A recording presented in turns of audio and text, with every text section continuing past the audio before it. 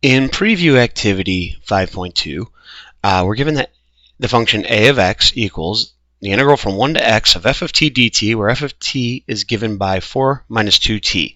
So we can think of this as a function of x, because as x changes, we get different values. Part A, let's just go through the process here. Part A asks us to compute a sub a of 1 and a of 2 exactly. So a of 1 would be the integral of 1 to 1 of 4 minus 2t dt. And what we know from our properties of definite integrals, if the limits are the same, this is automatically 0. So a of 2 is equal to the integral from 1 to 2 of 4 minus 2t dt.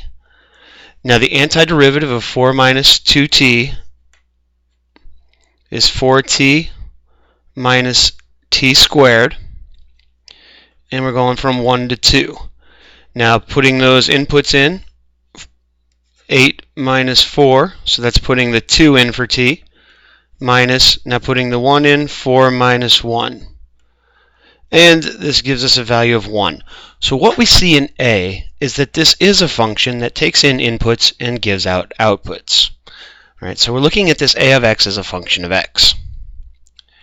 B, what we're going to do is we're actually going to find a function for a of x that doesn't involve the integral symbol, 4 minus 2t dt. And one thing I want to draw your attention to, notice that we're using t in the integrand and x up here. Those variables need to be different. We sometimes refer to t as a dummy variable because what we have is actually a function of x, and you can see that in the a of x.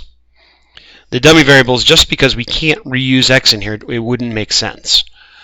So we're going to do the same thing. We're going to take the antiderivative, which we already know is 4t minus t squared, and our limits now are 1 to x.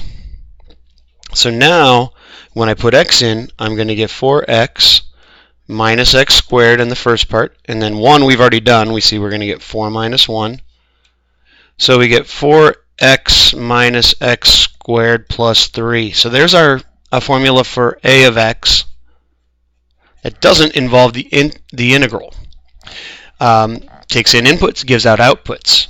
As you notice, f of t is a linear function. Well, what we have here for a of x is a quadratic function. And we know that the derivative of a quadratic function is a linear function. So what we're going to do here in D is actually use this formula to find a prime of x. We're going to take the derivative of this guy right here. Derivative of 4x is 4. Derivative of negative x squared is minus 2x. Now if you notice, this is actually equal to f of x. So this leads us into part E. What we find is that the derivative of a of x is this f of x. It's our function that we were given originally using x as the input variable instead of t. What that's going to do is that's going to allow us to define an integral function for any given function, whether it has an antiderivative or not. This is going to lead us into the second fundamental theorem of calculus.